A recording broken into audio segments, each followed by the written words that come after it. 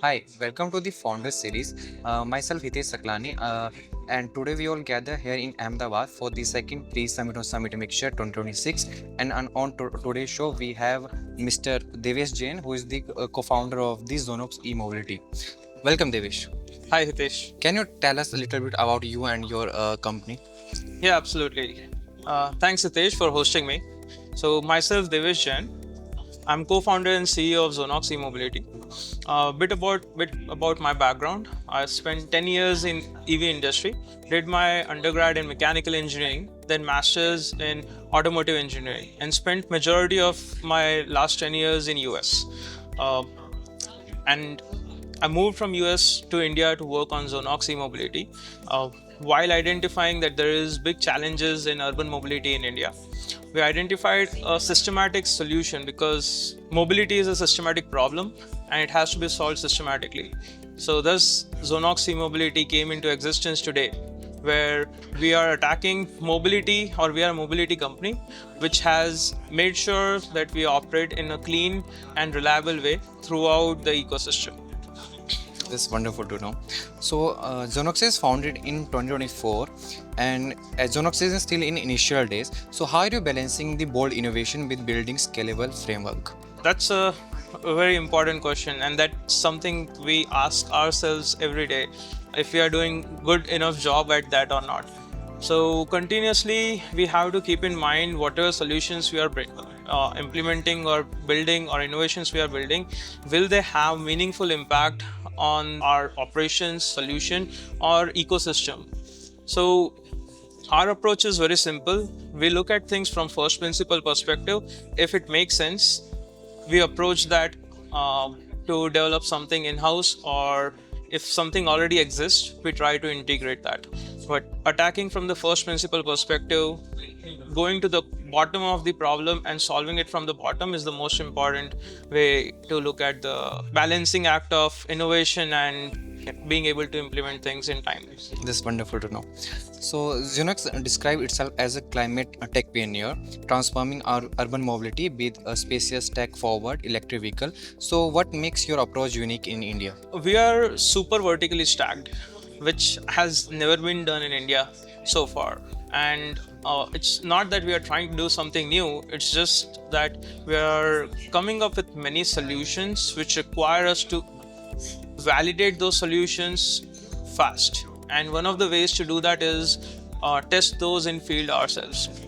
So very big differentiator that we have is we ask why not questions a lot, and look at things, like I said earlier, from the first principle perspective.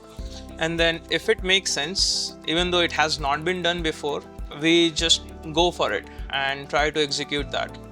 So as systems engineers or system engineering thinking people, when we are solving mobility, we are not just solving mobility. We are not just making the commute better or movement better, but we are also making sure that it's clean.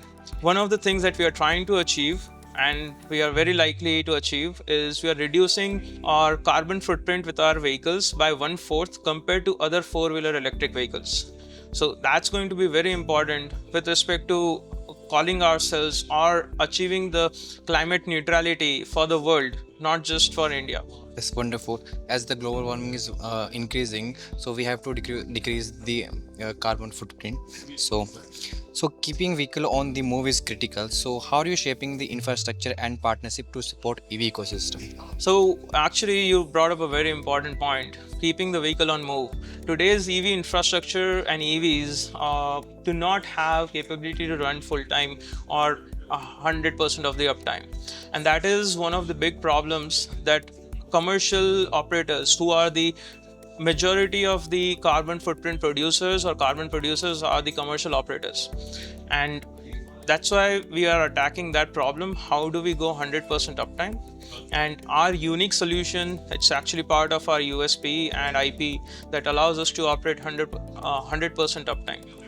So combining that with a systematic execution of infrastructure, we are looking for collaborations with authorities, government regulations, so that because this is a new type of execution of not just EV but a platform itself, we need fast policies that allows us to support or launch this type of vehicles and ecosystem.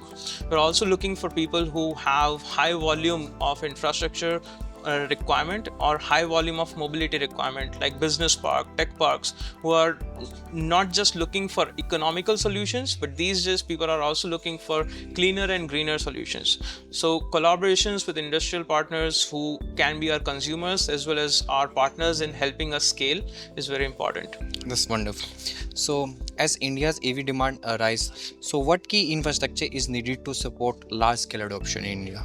In India, EV adoption has been driven by two things. One is that they are coming with new technologies that makes EVs adoption lucrative, and second is cost of operation has reduced. But in many terms, what has happened with EV adoption, it has actually made mobility a little bit more challenging compared to what it was earlier. Be it scarcity of charging infrastructure or range anxiety that exists today. So for having a better adoption rate in India for EVs, government policies as well as government need to, and bigger institutes, they all are coming together. We need to do it faster than ever before to build the infrastructure so that your range anxiety reduces, or your imagination of, hey, I'll not find a charging spot reduces. I'll tell you a personal story around it if we have time around it. Sure. So like I said earlier, I've spent my 10 years in US. I also own a Tesla. Even though I liked electric Mustang better and features and comfort and looks, I still went with Tesla. However, the design looks, I still liked Tesla a lot. I preferred that purely from the design perspective. But the reason, the final call that I chose Tesla was because it had better charging infrastructure.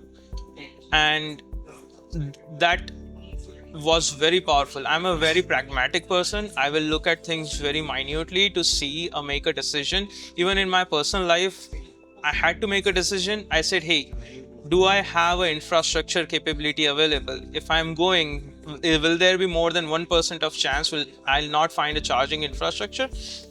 And answer was Tesla. Again, it's not about Tesla, it's about the infrastructure was built by them. Similarly, the government needs to invest, or the partners in India needs to invest in infrastructure much more heavily and make sure that infrastructure is actually reliable, that it's not just that you installed and forgot about it. You have to also maintain it, and we have to understand the quality and consistency of a service is what's gonna evolve the adoption. Not just like you created an infrastructure which no one is using, but infrastructure that is also being maintained so people start using it. That's wonderful. So, fast forward a decade, how do you see Xonox shaping the future of urban mobility? So, urban mobility is, like I said, a systematic problem, and our approach is that we want to be enabling a system where you are able to collaborate with people, but make sure anything you are doing has an effect on a global scale. So what our goal is to reduce carbon footprint at a global scale. So we are a global company starting in India, building in India, but for the world. So we will have our footprints across all continents. We hope to have impact on every person's life in world to be able to make their mobility a little bit better, a little bit cleaner with every kilometer they travel in the world. That's wonderful. So thank you, Devesh. Thank you for joining us today, and wish you all the best for your upcoming projects. Thank you so much. Thanks for having me, Hitesh. Thank you.